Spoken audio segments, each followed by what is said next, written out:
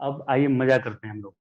अब ये सब चीज, तो आपके आपके घर में आपका जमीन होगा कुछ, आपका घर होगा वो कितने स्क्वायर फुट में होगा पता होगा आपको, कि मेरा घर 600 स्क्वायर फुट में है, ऐसे आप बात करते हैं। आपके आपका जमीन होगा, जहाँ घर आपका गांव में जमीन होगा, कितना कट्ठा कितना एकड़ ऐसे जमीन होगा। लेकिन ये बहुत मुश्किल होता है समझना। ये पहले के जो लोग हमारे दादाजी लोग होते थे, वो बहुत आसानी से ये सारे चीज बता लेते थे। लेकिन आज के जनरेशन के लोग, तो आज के क्या है, खुद हम लोग भी ये कंफ्यूज होते हैं, पता नहीं रहता है हम लोग को। तो हम तो ये सीखे बाद में, पढ़ने लगे 11th 12th में, तब मुझे समझ में आया। नहीं तो पहले तो मुझे ये भी नहीं समझ में आता था कि ये कट्ठा बीघा क्या होता है। लेकिन गांव के लोग ये सब जानते हैं, बहुत अच्छे तरह से जानते हैं। तो आपको भी सीखना जरूरी है ये सब, आइए सिखाते हैं आपको हम। ये एक कट्ठा कितने को बोलते हैं?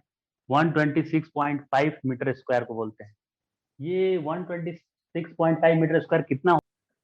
तो अभी जिस रूम में मैं क्लास ले रहा हूँ, उस रूम का इधर से इधर जो लंबाई है, इधर से इधर मैंने अभी देखा, तो वो आया, इधर से इधर देखिए इतना 1 मीटर लगभग होता है, इतना।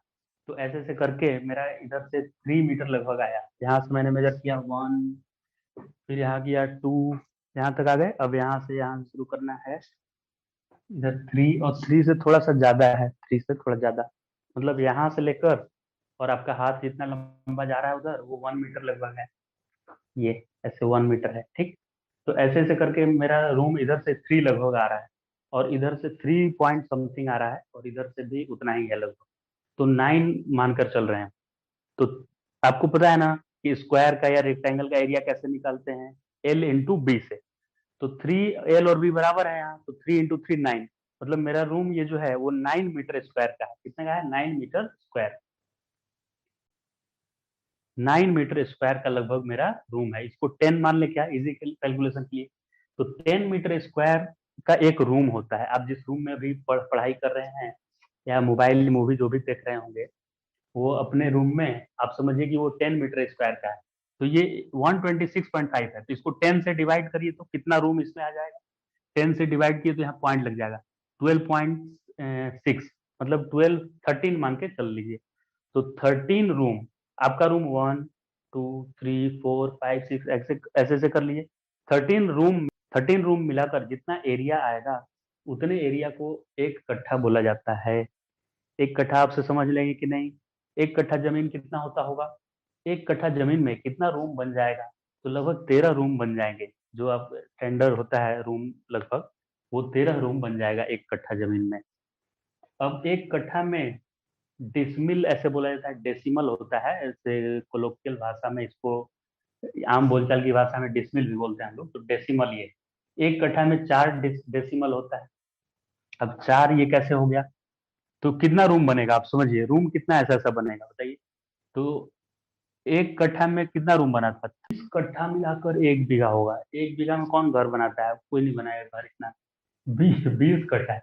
एक कट्ठा में तो 13 घर बन गया था, 13 कमरा बन गया था। तो 20 कट्ठा में कितना ज्यादा कमरा बन जाए, तो इसमें कितना घर बन जाएगा? 13 इंटू इसको मल्टीप्लाई कर दीजिए, तो 13 दूना 26, जीरो 260 रूम बनाएगा। इतना रूम को क्या करना है? 260 रूम को, ठीक। तो 1 बीघा कितना हो जाएगा? 20 कट्ठा के बराबर हो जाएगा। वैसे ही 1 एकड़ कितना हो जाएगा? 32 कट्ठा, 32 कट्ठा हो जाएगा। कितना एकड़ जमीन है आपका? आज पापा से पूछेगा आपने जाकर, कितना एकड़ जमीन है, राइट। और इसको मैच कीजिएगा कि कितना उसमें रूम आप बना सकते हैं। अगर जितना भी आपका जमीन है, सारे जमीन में आप बिल्डिंग बना दें, तो उसमें ग्राउंड फ्लोर पे कितने सारे रूम होंगे? आप ट्राई कीजिएगा निकालने के लिए, आपका जितना भी जमीन होगा गाँव में। अब ये सब तो लेंथ की बातें हो गई, लेंथ और एरिया की बातें हो गई। अब मास के बारे में बात करें, तो मास से रिलेटेड मैं आपको बता दूं कि आपका अगर गांव में खेत होगा, तो उसमें धान चावल ये, तो उसमें आप धान गेहूं आलू ये सब उगाते होंगे। तो एक साल में कितना धान होता होगा, उसको सब क्विंटल में मेजर करते हैं। तो 100 केजी, केजी तो सबको पता है ना कि केजी कितना होता है, अंदाजा आप लगा लेते हैं केजी कितना होता है। तो 100 केजी को एक क्विंटल बोला जाता है, 1000 केजी को एक टन बोला जाता है। और ये पाउंड जो होता है वो 450 किलोग्राम को, आधे केजी से थोड़ा सा कम है, उसको 1 पाउंड बोला जाता है। तो 1 पाउंड आधे केजी से थोड़ा सा कम होता है। तो 1 पाउंड हाफ केजी से थोड़ा कम होता है। तो आप समझ गए ना, क्विंटल टन, क्विंटल टन में कौन ज्यादा है?